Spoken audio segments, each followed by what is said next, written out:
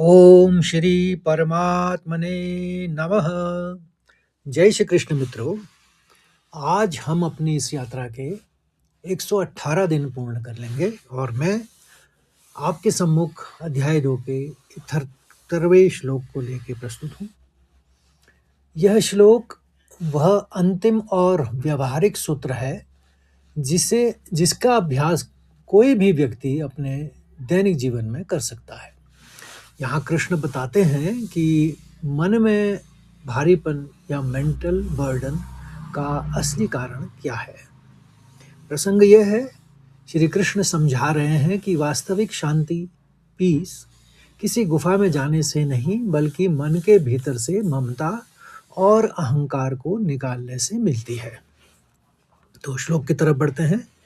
विहाय कामान्यः सर्वान् पुमानश्चरति निःस्पृहः निर्ममो निरहङ्कारः स शान्तिमधिगच्छति।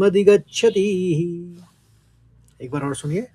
विहाय कामान्यः सर्वान् पुमानश्चरति निःस्पृहः निर्ममो निरहङ्कारः स शान्तिमधिगच्छति। अब इसके चरणबद्ध उच्चारण को समझते हैं। पहले चरण में 3 शब्द हैं। विहाय सीधा सीधा है, विहाय आराम से पढ़ लेंगे। कामान्यस, कामान्यस सीधे आप पढ़ लेंगे आघात लेते हुए। कामान्यस, कामान कहेंगे फिर न्यस कहते हैं। फिर सर्वान, ये भी आराम से पढ़ लीजिए, सर्वान। दूसरे चरण में 2 शब्द हैं, पुमानश्चरति और निःस्पृहः। तो आघात लेते हुए, कोई आघात नहीं है फिर भी आराम से इसका उच्चारण हो जाएगा। पुमानश, पुमानश, पुमांस एक साथ निकालेंगे, आगे मात्रा है कि पुमांस, पहले शौ का उच्चारण करेंगे फिर चरति कहेंगे। पुमाश, पुमांश, पुमांश चरति। निस, नह के बाद विसर्ग है तो स का उच्चारण निकालेंगे, नह निह नहीं कहेंगे बल्कि निस्पृह, निस्पृह। और ह के बाद ह। फिर निर्ममो, तीसरे चरण में देखिए, निर्ममो निरहंकारस, आघात लिया, हंग कहा और कारस कह दिया। और चौथे चरण को देखिए, स शांति मधिगच्छति, शांति मधिगच्छति। अब पूरा श्लोक एक साथ पढ़ते हैं 2 बार।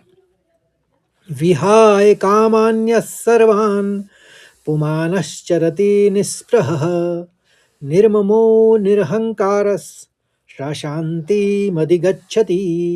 एक बार और सुनिए। विहाय कामान्यः सर्वान् पुमानश्चरति निःस्पृहः निर्ममो निरहंकारः स शान्तिमधिगच्छति। अब इसके शब्दार्थ और भावार्थ को भी समझ लेते हैं। विहाय मतलब त्याग कर या छोड़कर, कामान कामनाओं को या डिजायर्स को, यह जो, सर्वान संपूर्ण या सबको, पुमान पुरुष या मनुष्य, चरति ही विचरण करता है या संसार में व्यवहार करता है, निःस्पृह स्पृहा रहित या बिना किसी लालसा के, निर्मम ममता रहित, मेरे के भाव से मुक्त, निरहंकार अहंकार रहित, मैं के भाव से मुक्त, सह वह पुरुष, शांतिम शांति को, अधिगच्छति या प्राप्त होता है। तो हिंदी में इसका सरल अर्थ है कि जो पुरुष संपूर्ण कामनाओं को त्याग कर स्पृहा या लालसा रहित, ममता रहित और अहंकार रहित होकर संसार में विचरण करता है, वही शांति को प्राप्त होता है। भावार्थ है, यहाँ पर शांति के 3 स्तंभों की बात बता रहे हैं कृष्ण जी। वो कह रहे हैं कि अशांति की जड़ कैसे कटेगी? निस्पृह होने से, यानी नो लॉन्गिंग, कोई डिजायर नहीं होना चाहिए, भविष्य की योजनाओं, और ऐसा होना ही चाहिए कि जिद छोड़ देना, वर्तमान में जो कर्तव्य सामने है उसे पूरी शक्ति से करना चाहिए मनुष्य को। निर्मम यानी माइन, यानी मेरा का कोई भाव नहीं, नो माइन। हम चीज़ों और लोगों को पकड़कर बैठ जाते हैं। जब हम कहते हैं ये मेरा है, तो उसे खोने का डर और उसे बचाने का तनाव शुरू हो जाता है। निर्मम होने का अर्थ है वस्तुओं का उपयोग तो करना, पर उनका मालिक ना बनना। निरहंकार यानी नो आई, ये मैंने किया, मैं श्रेष्ठ हूँ, यह भाव सारी मानसिक थकान का कारण है। जब अहंकार गिरता है तो मनुष्य हल्का महसूस करता है। संसार में विचरण या लिविंग इन द वर्ल्ड हम किस तरह से करें अपनी, ध्यान दें।